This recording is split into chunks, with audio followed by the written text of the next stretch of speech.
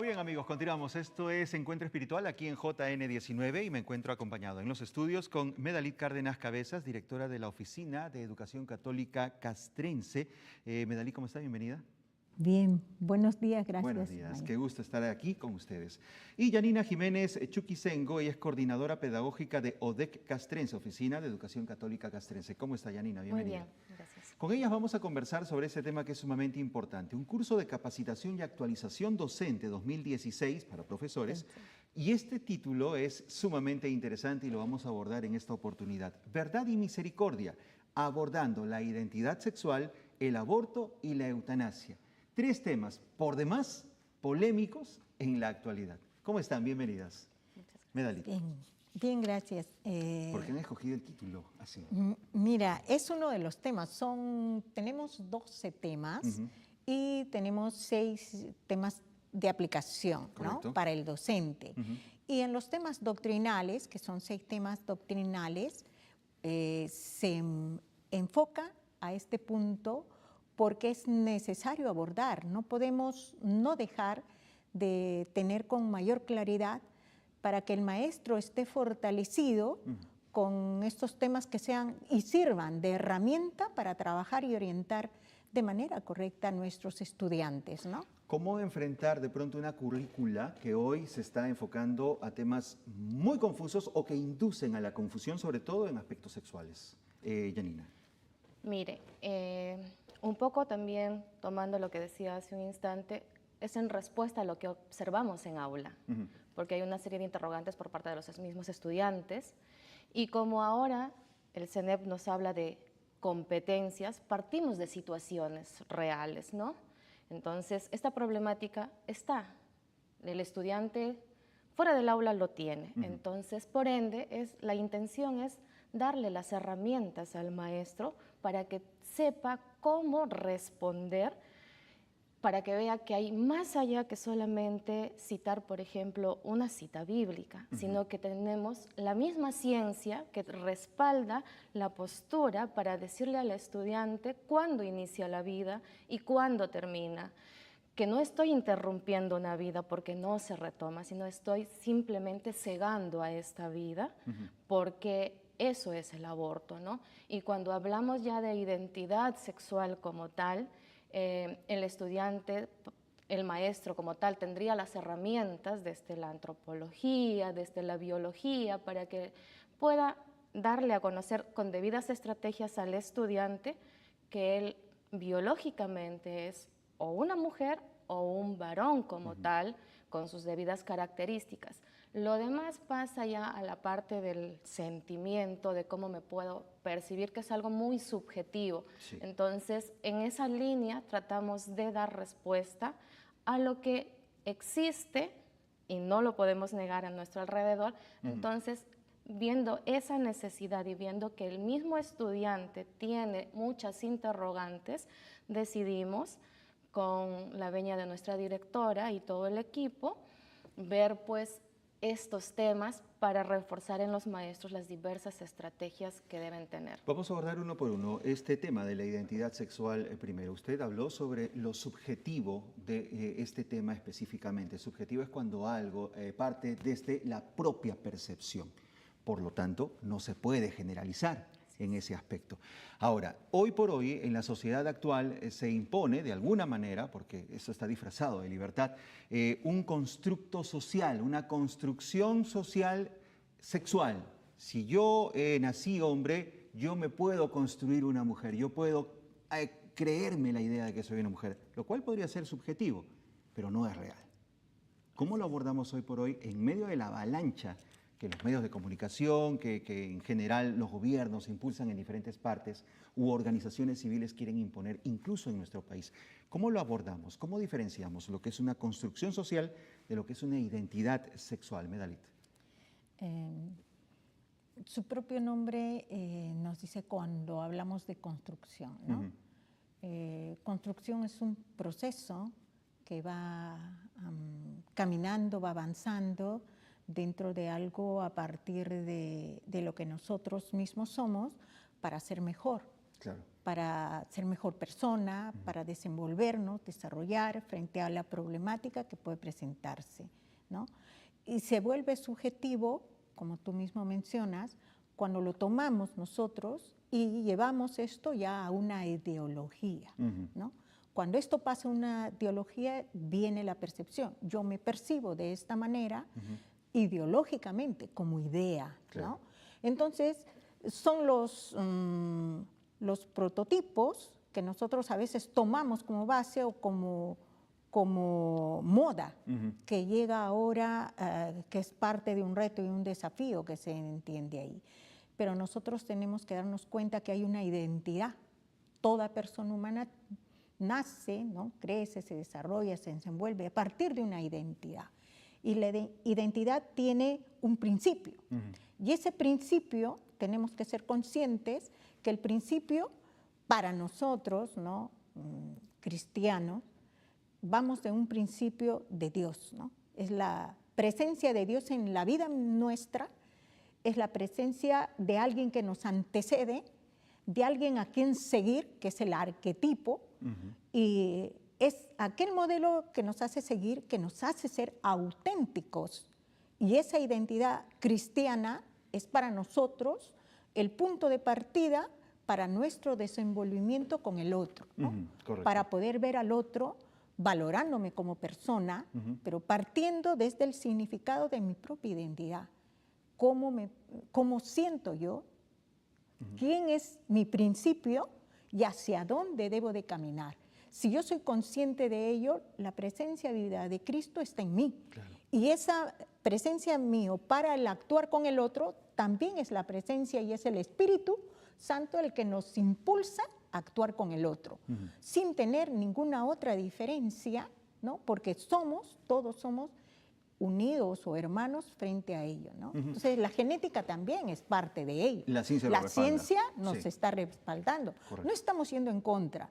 Ahora, una acotación dentro del currículum nacional. Si bien es cierto, nosotros tenemos los enfoques transversales y uno de los enfoques es la identidad de género, ¿no? Como identidad está la identidad de la persona humana dentro de construcción de la persona como, digamos, como persona hacia el bien común, pero no el género. Exacto. No el género. Exacto. Y otra cosa es ideología. Si nosotros miramos este enfoque transversal de igualdad de género, el primer párrafo nos da una idea de valoración entre el hombre y la mujer, ¿no? Cómo tener que valorarnos y respetar al otro. Pero si nosotros miramos el segundo párrafo del currículum nacional de la educación básica que sigue vigente, el segundo párrafo sí tiene definición de ideología de género que es diferente, que uno se construye, ¿no? De acuerdo a las relaciones en la sociedad. Y eso no es lo que se tiene que trabajar. Ahora, vamos a ponernos del otro lado para que esta entrevista fluya en ese sentido. Desde la percepción cristiana, estamos de alguna forma inmersos en una libertad, en la tolerancia hacia la otra persona. Es una realidad, como usted bien dijo, existe y no podemos negar. Pero de pronto no se les estaría imponiendo a ellos un arquetipo, un modelo a seguir en contra de su propia voluntad. ¿Es así o no lo deberían percibir así? No, pienso que no podrían percibirlo de esa manera, porque si Dios nos ha hecho únicos, irrepetibles, con libertad, nosotros somos libres en ello, ¿no? Pero es, como te digo, es nuestro principio, nuestra identidad, nuestro propio reconocimiento. Creo que parte de la misma persona. Claro. Entonces, cuando nosotros somos conscientes de ello, podemos entender con nuestra libertad, podemos entender todo el panorama. Pero si nosotros no partimos por este principio unigénito, es difícil poder entender y comprender al otro. Entonces, parte de ese punto para mí, ¿no? Claro que sí. Claro que sí. Les presento un testimonio, no personal, sino grupal. En los grupales de padres de familia muchas veces encontramos que algunos de ellos comentan en el grupo, oigan, mi hijo le tocó una exposición sobre identidad de género, porque es así como se menciona, ¿no? Sí. Y lejos de encontrar respuestas o alternativas o formas de cómo llevar esto, termina confundido y me revienta la cabeza con preguntas y preguntas y preguntas. Es decir, no hay solución, no hay alternativa, no hay propuestas, pero terminan más confundidos que todo esto. ¿Cómo decirle a estos padres de familia desde la perspectiva de un docente sin que se terminen confundiendo? Es una buena pregunta. Por ejemplo, el maestro, que es algo en lo que mucho insistimos para las aulas, tiene que tener una serie de fuentes. No dejarle tan... O sea, el estudiante puede buscar, va a indagar, y en la red va a encontrar fuentes fidedignas y fuentes que no lo son. No saben discernir. Y no lo saben discernir. Entonces, el trabajo del maestro ahí viene en el tipo de preguntas que va realizándole al estudiante, preguntas que le permita generar juicios críticos, en preguntas que le lleve a argumentar con respaldo científico, porque una lectura que no tiene ese respaldo científico no va a poder ser un aval para aquello que estoy argumentando.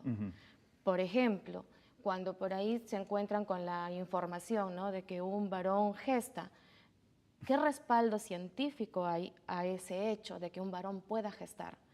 ¿No será que si yo retrocedo, indago un poco más, es una mujer biológica que sencillamente ha hecho, de acuerdo a los parámetros actuales, ¿no?, su construcción hacia lo masculino y ha hecho sus modificaciones, pero en el fondo le haces un ADN y no va a haber un varón. Claro. Su estructura ósea no es la de un varón. Entonces, obviamente, ahí hay un serio desorden, si queremos llamarlo de esa manera, pero no hay un respaldo científico frente a eso.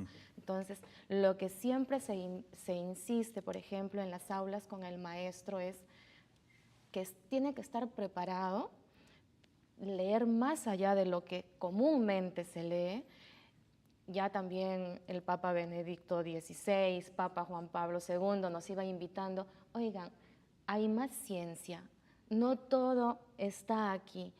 Vayamos a las otras ciencias también que respaldan nuestras posturas, ¿no? Claro. Entonces, si yo le doy un argumento científico a mi estudiante, así no sea creyente, va a tener ahí las herramientas, los insumos, para que siga indagando si quiere y siga construyendo esos conceptos. Pero en la sociedad actual hay una, digamos, hay un interés, probablemente, si cabe el término, por cubrir la realidad científica, incluso basada en la ciencia. Muchas veces no las tocan. Y cuando usted me mencionaba el tema de este varón que gesta, en realidad el término varón queda muy grande en este aspecto, porque varón es una situación que tiene que ver con un arquetipo y con un modelo.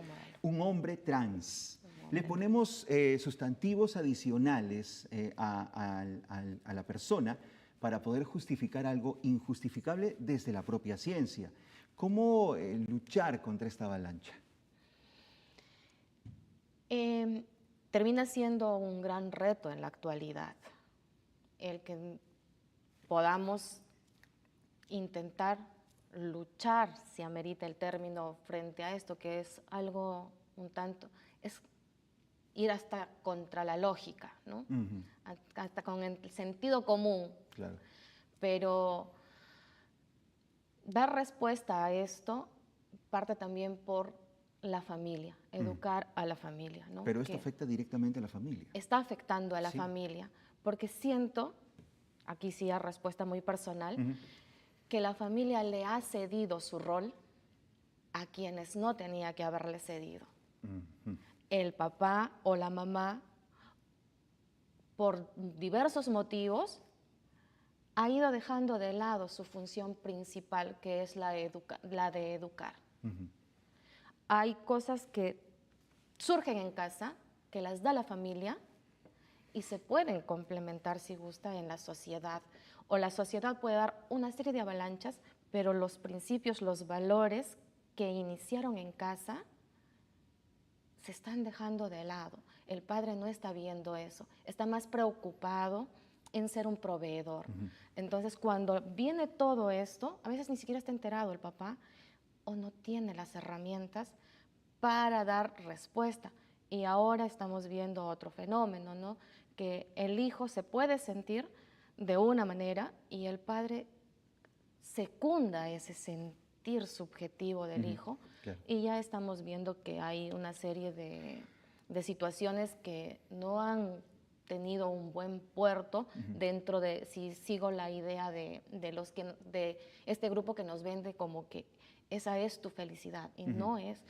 El que yo tenga una confusión en algún momento de mi vida no determina que eso que me está confundiendo, pues termina siendo aquello que debo seguir. Medalí, el Papa Francisco en su segunda exhortación apostólica, Amoris Laetitia, ha tocado este tema, ha puesto el dedo sobre la llaga, porque él nos habla sobre la autocrítica que la Iglesia también debe haber hecho, porque ha admitido en algún momento que la Iglesia ha presentado un ideal del matrimonio demasiado abstracto. ¿Cómo enfrentamos o abordamos esta situación desde esta percepción de Amoris Laetitia? Yo pienso que tenemos algo muy importante cuando nos habla de la misericordia de Dios. El hecho es de mirar las situaciones con los ojos de Dios, con la mirada de Dios, con los ojos de la misericordia. Porque con los ojos de la misericordia podemos ver la realidad con mayor claridad. Y al ver la realidad dentro de lo que ya se está viviendo en la comunidad, en la sociedad, en los jóvenes, nuestra mirada es diferente, ¿no? Es una mirada de acoger, es una mirada de comprender, es una mirada de orientar, de acompañar, ¿no? No podemos compartir quizás muchas acciones, actitudes, pensamientos, ideologías, ¿no? No compartimos porque somos parte de, ¿no? Claro, pero claro. Hay que comprender. Claro. No por eso tenemos que descartar, por eso se habla de esta pedagogía del descarte. No podemos descartar ni al enfermo, ni al anciano, ni al otro que piensa diferente. Y ese es el proceso también de la sinodalidad, sí, ¿no? Entender juntos el pensamiento del otro, comprender al otro, valorarlo, sí, pero sí hay que acompañarlo con la verdad, ¿no? La verdad nos hace libre y la verdad es muy importante. Entonces, si es la misericordia en uno y mirar con otros ojos a lo que acontece, creo que nosotros también tenemos que ser testimonio vivo. Como iglesia, ¿no? Somos parte de la iglesia, ser testimonio vivo frente a las situaciones que acontecen, ¿cómo respondemos? Claro. Si nosotros mismos empezamos a responder, ¿no? Con amor, con misericordia, con apertura, pero haciendo ver dentro de la verdad, ¿no? Haciendo ver las relaciones, orientando las cosas, creo que irá cambiando poco a poco. Eso no es un proceso de la noche a la mañana. Y si reflexionamos juntos, porque también hay que reflexionar juntos. Claro. ¿no? Entonces, creo que ese es el punto importante de la misericordia. Exacto, algo que es en muy Amoris interesante. Laetitia. Exactamente, que nos habla no de enfrentar la situación con la realidad, sino con las realidades. Reconocer de que hay problemáticas distintas en la familia, de que no es la familia como una, de pronto, construcción, como si se quiere de alguna manera, o modelo establecido, que hay diferentes tipos de familia hoy por hoy. Familias donde los hijos son criados por abuelos, donde son criados solo por la madre, que también hace la función del padre, donde son criados solo por el hijo o por el tío, el sobrino o el padrino, como sucedía antes. Pero existen esas realidades y no podemos darnos la espalda a todo ello. Hay otros temas interesantes que también abordan y que tienen que ver con el aborto y la eutanasia, algo que es fundamental incluso en nuestra propia constitución política, que es el respaldo, la protección a la vida desde el inicio hasta su fin natural. ¿Cómo abordar esto desde la perspectiva de un docente? Mira, tenemos un eje fundamental en el área de educación religiosa y también dentro del perfil del educador, ¿no? De la educación.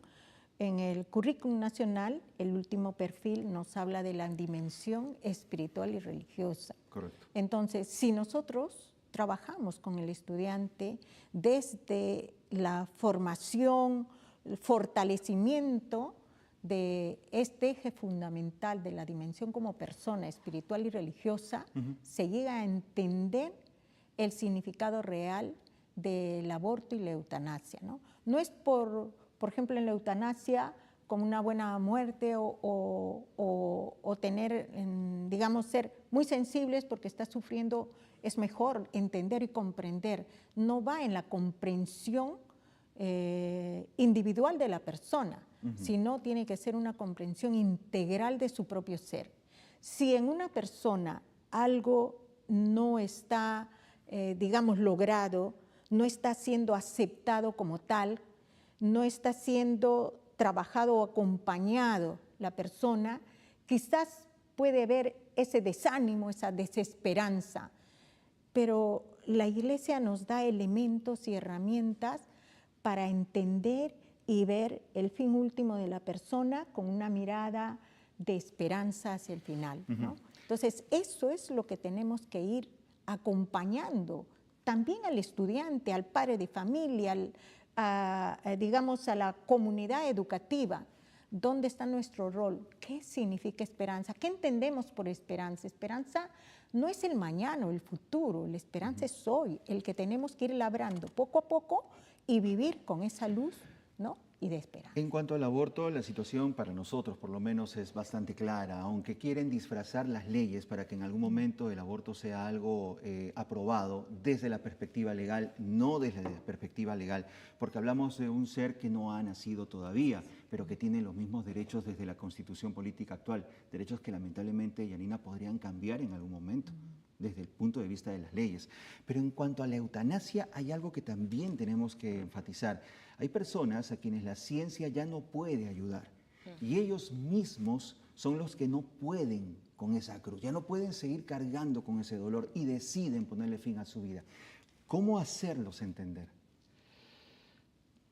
Cuando una persona decide finalizar con su vida, es porque ya perdió toda esperanza, ¿no? Y se ve como en un callejón sin salida. Y si vamos al plano cristiano, es como si ya Dios no estaría presente. Entonces es desterrar a Dios para colocarnos nosotros como decisores, sin mirar más allá. ¿Por qué este sufrimiento? Siempre nos preguntamos por qué sufro, ¿no? Pero nunca nos preguntamos ¿para qué sufro? Exactamente. El para qué. Y sí, es cierto, duelen las enfermedades, tanto el que las padece como el que acompaña. Pero ahorita no recuerdo exactamente la ley, pero nuestro país tiene para ese acompañamiento, ese cuidado paliativo. Sí. Lastimosamente me parece que no se ha terminado de regularizar. Claro. Entonces, si no hay reglamento, una ley probablemente no se puede aplicar. Exacto. Claro. Entonces, vamos viendo que se sienten solos y la carga en solitario a cualquiera, así no sea una enfermedad terminal, ¿no? Claro.